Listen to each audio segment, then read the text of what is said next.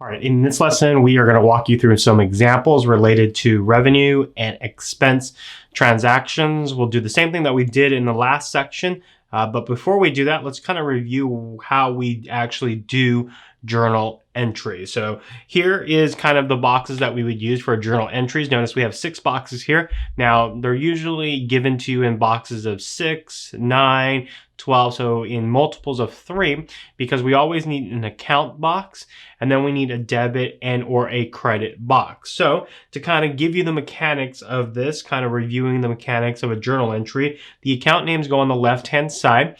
Debits always before credits. Debits go on the far left side as far as you can go. The credit, there usually is some indentation that needs to be completed or done, and then you write the credit account. After that, we do have the debit column, so we only put a number in here if we're going to debit the account, and then we have the credit column, so we're only going to credit the account. We're only going to put a number in the credit column when we actually credit the account. So in situations where we have a debit and credit, we might have something that looks like this, but only 4 of the 6 boxes are actually filled out, and that's okay. So I know in grade school, you're all taught that if there's a blank space or an empty box, you fill it in. In this case, not so much. All right. So a couple other things to review when it comes to journal entries. All journal entries must have a debit and a credit, hence double entry accounting system. So if you have a debit, then you are missing a credit. So you must have a debit and you must have a credit.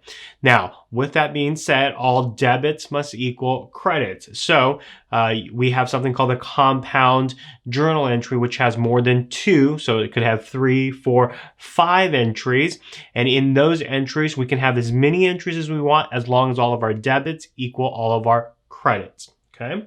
You must have more than 1 debit or 1 credit, but all total debits, you may have more than 1 debit and 1 credit, but all of your debits must equal all of your credits. And then for all of the credit account names, we indent the name first, and then we write the name. So a lot of students always just want to write the names out, and then there's no indentation, and the argument is, well, I put it in the credit box, the number.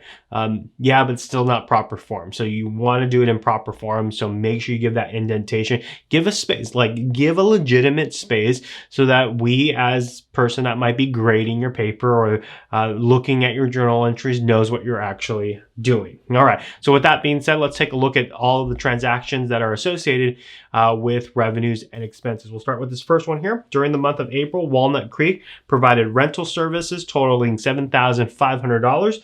The client that used the rental space did not prepay for any of the rental time and paid their balance at the end of each day they rented the facility. The payment was deposited directly into Walnut Creek's Inc.'s bank account. So what are we saying here? Well, we've let the customer use our space in exchange for $7,500. They paid us at the end of each day, so we got the payment after they were done using it, so there was no delay in payment. Therefore, we received revenue. Well, we received cash, and the customer got to use whatever we were providing them. In this case, a facility. Okay. So, what accounts are associated? Well, what was exchanged? Well, I exchanged the use of my facility in exchange for cash. Now, we don't really have a use of facility. We call that service revenue. So I earned service revenues in exchange for cash. So the 2 accounts that we're going to be dealing with here is cash and service revenue. Okay. Now, what components are cash and service revenue? So cash is an asset, right? So cash is an asset. And what about service revenue? So service revenue is our first new type of transaction that we're working with. Service revenue is a revenue. Now, helpful hint, if it has revenue in its name, it's probably a revenue. But asterisk here, deferred revenue is not a revenue. And again, students get that mixed up all the time. Deferred revenue is not a revenue, but anything else that usually has revenue in its name is probably a revenue. Unearned revenue is another one that's not a revenue. So unearned and deferred revenue, both of those are liabilities because we're going to push them off until later on. So service revenue is a revenue account. Okay, so we have cash as an asset. What's happening to cash? Is it increasing or decreasing? Well, we're receiving cash, and because we're receiving cash, that is increasing cash. And then what about service revenue? So service revenue, we have more revenue, so we're increasing the scoreboard for revenue, and because we're increasing the scoreboard for revenue, it is also increasing. All right, so right below, I have our key to help us out. We've got the expanded equation, then we have the debits and the credits and the increases and decreases. All we have to do is match what we just did to the expanded equation key here. So in this case, cash is an asset. The asset increases, therefore we're going to debit the account. Okay, so we're going to debit the account. Now again, we can use the key for the service revenue, but what do we already know? We know that every journal entry has a debit and a credit. So in this case, we would credit the account, but let's use the key here. Service revenue is a revenue. Revenue is increasing, therefore we're going to credit the account. All right, so now that we have that, we can then do our journal entry here. So we'll debit cash in the amount of $7,500, and we're going to credit service revenues for $7,500. Again, notice that I gave it an indentation. I went over a little bit. That's okay, but I gave it an indentation. Now you know that this is actually a credit, and there's no mistaking that for a credit or a debit. Okay, so here we got debit cash for $7,500, credit service revenue for $7,500. All right, moving on to the next example here. Example number 2, a wedding couple loves Walnut Creek's facility and would like to reserve it for their wedding date in May. It is April 10th right now. The couple pays a deposit of $1,000 to reserve the venue. So what's happening here? We're exchanging, they're giving us $1,000, and in return, we're giving them really nothing. We're giving them the promise that they can use our facility on their wedding day in May. So it's not revenue because we haven't earned it yet. So where do we put it? We're going to put it into an account called deferred revenue or unearned revenue. Either one's going to work. We're going to use deferred revenue. So that's one of the accounts that we're going to use. And then in this exchange, we received what? We received cash. So the two accounts that we're going to use is cash and deferred revenue. We're going to defer the revenue until when? Until we've earned it. Remember, we don't earn it when we receive cash. We earn it when we provide a service or provide the product to our customers. Have we provided a service?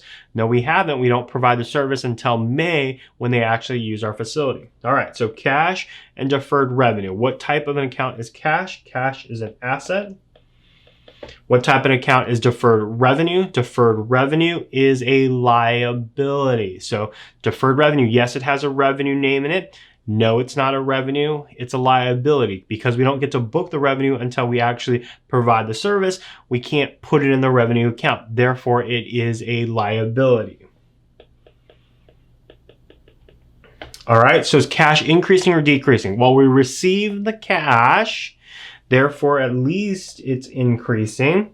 Deferred revenue, the liability. Did the liability increase or decrease? Well, we owe them something, which means we're increasing what we owe them. And if we're owing them something, whether it's cash back, so giving them $1,000 back, or giving them the use of our rental facility, we're still increasing our liability. So we're going to increase our liability.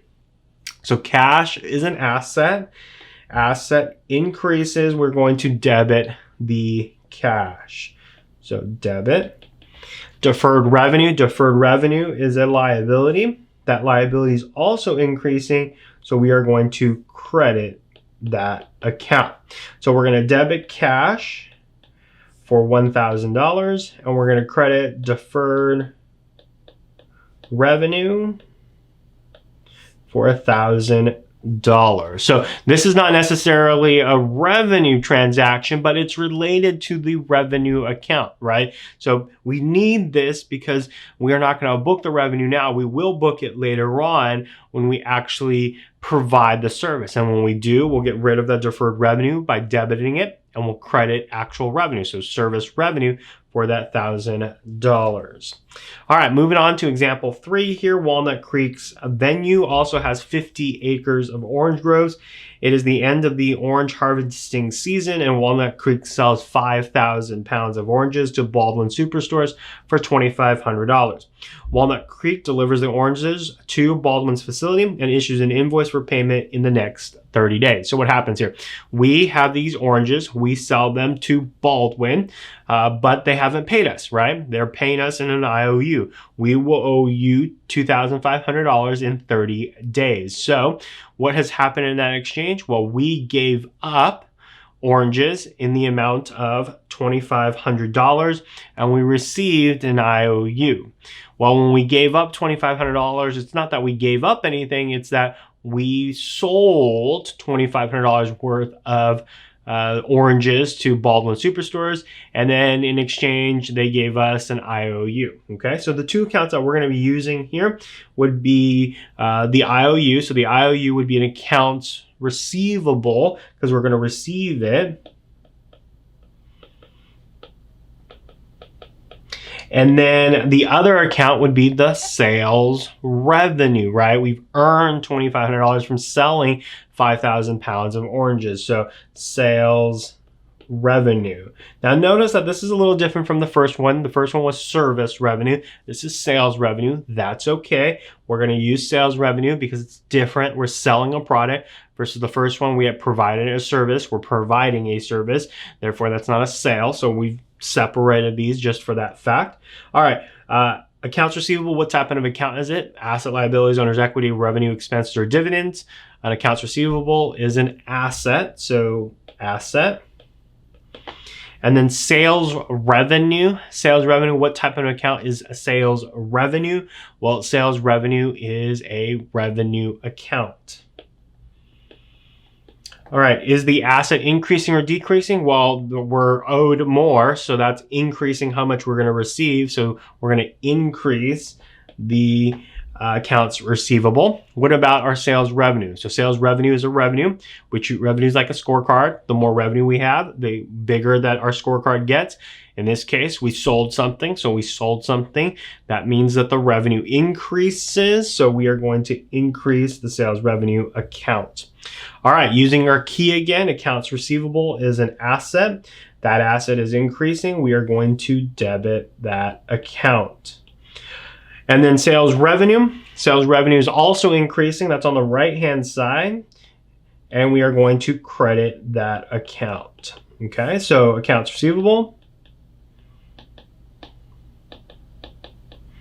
Debit it for $2,500 and credit sales revenue for $2,500. So as you're going through these journal entries, what I'm hoping is you're getting a little bit faster and trying to solve them. And so I'm going a little bit quicker. Really, like I said before, this is all about practice. The more practice you can have with these journal entries, the better you're going to get them and the faster you're going to learn them. So if you're just going to sit on the sideline and passively take on this lesson, it's probably not doing you any good. You also want to follow along and try to solve it yourself so that you're able to solve it in the long term. And we've got tons of journal entries left in this course, so you're going to need to know how to do journal entries. All right, number 4 here, last one in this lesson. Walnut Creek receives a check for $2,000 from Baldwin Superstores for the sale of the oranges made in example 4. So what has happened here? They sent us a check for $2,000. So we now have cash $2,000. What did we give up? Did we give up any more sales?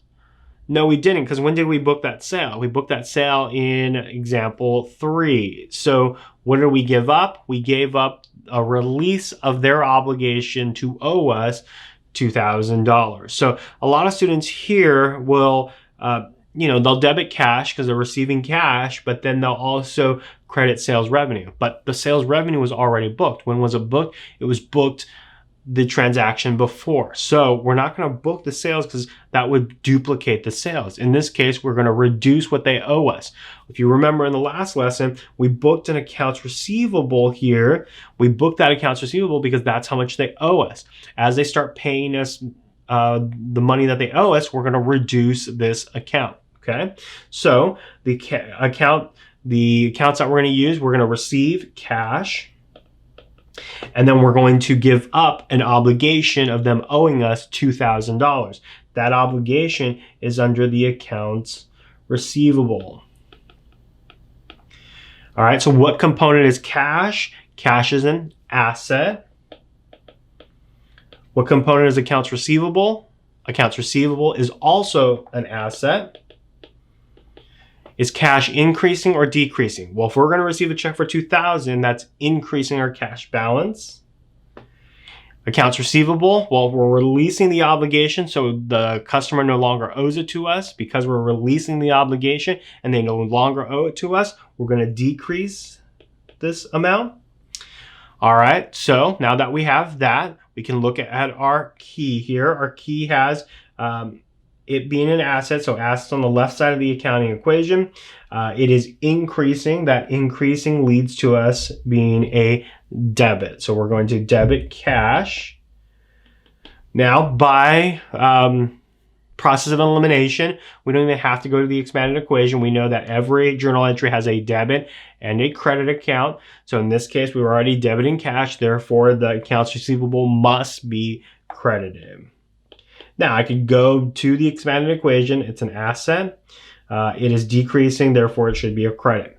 So that way works as well. All right, so cash goes first in the amount of $2,000, and AR goes second in the amount of $2,000. Now, I do use AR accounts receivable as A/R. So if you see A/R, that does mean accounts receivable. It's just a shorthanded way of writing accounts receivable. No real issue there. All right. So that is a look at the first 4 examples of a revenue and expense transaction. As you can see, we saw some different types of examples here. We saw types of where the revenue and the cash comes at the same time. We saw an instance where we got cash before the revenue happens. We didn't show you what the offset would have been, which is after we provide the service, how do we get that $1,000 out of deferred revenue? But we'll debit deferred revenue, credit revenue. And then I just showed you an example of you providing the service or product now and then receiving the cash later. We said that it's we separate the two parts of that transaction, and we book the revenue first, and then we'll book the cash later on when we get it. And that's what we do in those situations. So hope you enjoyed this lesson of a walkthrough of the revenue and expense. Well, really, it's just a revenue transactions. In the next lesson, we'll go through some more journal entries, but we're going to focus on the expense side of the house. So hope you enjoyed this lesson, and we'll see you in the next video. Hey guys, it is Patrick. Don't forget to press the like button and share this video with someone who could get a lot of use from watching this lesson, like maybe a classmate or maybe a friend or maybe just a parent, just because you wanted to share this video because you're very excited about what you saw. Share it with someone. And if you want to help us grow and help us make sure that we put the very best in accounting topics out on YouTube, make sure you press the subscribe button and turn on that notification bell. That way you're alerted every time we post videos to this channel. Now, I do this with every one of my classes at the end of class. What did you learn from this lesson? Put that in the comment section below and I'll respond to you on what you got out of this video. So hope you enjoyed this video and we will see you in the next lesson.